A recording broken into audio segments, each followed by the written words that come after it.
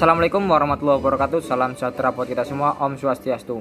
Mohon izin, nama saya Andi Prawono. Di sini saya akan melakukan ulasan tentang fenomena termoelektrik yang pertama kali ditemukan oleh ilmuwan Jerman bernama Thomas Johann Seebeck pada tahun 1821. Pada awalnya, beliau menghubungkan tembaga dan besi dalam sebuah rangkaian. Di antara kedua logam tersebut lalu diletakkan jarum kompas. Ketika isi logam tersebut dipanaskan, jarum kompas ternyata bergerak.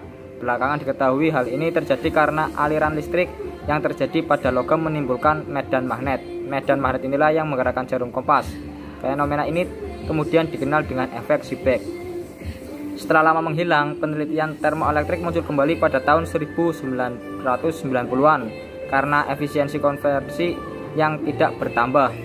Setidaknya ada 3 alasan yang mendukung kemunculan tersebut. Yang pertama, ada harapan besar ditemukan material termoelektrik dengan efisiensi yang tinggi, yaitu sejak ditemukannya material superkonduktor high fission pada awal tahun 1986 dari bahan yang selama ini tidak diduga, yaitu keramik ya, material keramik.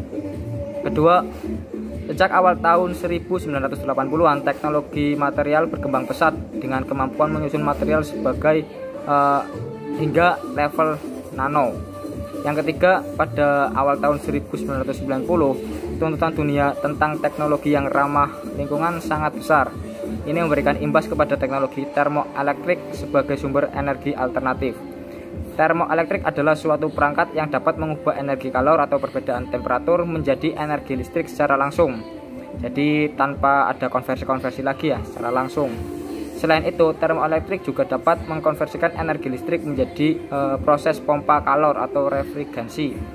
Di sini berarti pada efek Peltier ya, dari listrik menjadi refrigerasi.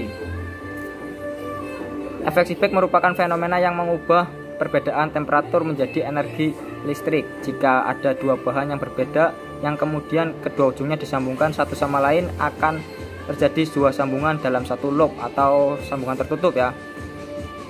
Jika terjadi perbedaan temperatur di antara kedua sambungan ini, maka akan terjadi arus listrik. Prinsip inilah yang menjadikan termoelektrik dimanfaatkan sebagai generator atau pembangkit listrik. Setiap bahan memiliki koefisien Seebeck yang berbeda-beda. Semakin besar koefisien Seebeck ini, maka beda potensial yang dihasilkan juga semakin besar. Karena perbedaan temperatur di sini dapat diubah menjadi tegangan listrik. Maka prinsip ini juga digunakan sebagai sensor temperatur atau yang dinamakan termokopel ya. Termokopel berarti disambungkan di antara suhu panas dan dingin untuk menyambungkannya, kopel. Manfaatan ya, yang jelas tadi generator listrik. Untuk penerapannya sendiri banyak sekali, tapi jarang terhadap kehidupan sehari-hari. Sebagai contoh, pada Peltier sendiri itu bisa dipanaskan ya. Kalau misalkan menggunakan Peltier, entah itu bahan yang lainnya, itu menghasilkan energi listrik sebagai generator. Nah, penerapannya sendiri bisa pada kendaraan-kendaraan, entah itu mobil, entah itu kapal-kapal besar ya, yang memiliki mesin yang menghasilkan panas. Sedangkan kita ketahui sendiri untuk mesin pembakaran dalam untuk pada umumnya itu suhu maksimal kerjanya itu di angka 85-90 derajat. Jadi kalau kurang dari suhu tersebut itu belum maksimal tenaganya, efisiensinya, dan jika melebihi itu pun ya tidak baik ya, bisa rusak juga pengembangannya. Nah, maka dari itu secara umum ada yang namanya radiator untuk mendinginkan mesin. Nah, ini untuk pemanfaatan panas sendiri atau membuang panas itu sendiri bisa disambungkan dengan prinsip Seebeck ini. Jadi memanfaatkan kalor ya, termoelektrik ini menjadi aliran listrik ya, menjadi generator, dimanfaatkan untuk kebutuhan energi listrik pada kendaraan tersebut. Atau juga sebagai contoh pada kendaraan sekarang yang model hybrid atau model listrik ya, ramah lingkungan. Di situ untuk memberhentikan kendaraan itu ada yang namanya pengereman yang sendiri menghasilkan panas ya, menghasilkan panas, ataupun yang sering digunakan adalah menggunakan generator medan magnet ya untuk menghasilkan listrik. Nah, di situ medan magnetnya itu ketika melakukan pengereman maka melakukan elektromagnetik sebesar-besarnya, tergantung pijakan remnya untuk yang hybrid itu, sehingga menghasilkan listrik sebesar-besarnya untuk melakukan pengereman. Jadi ketika direm itu tidak membuang daya sia-sia.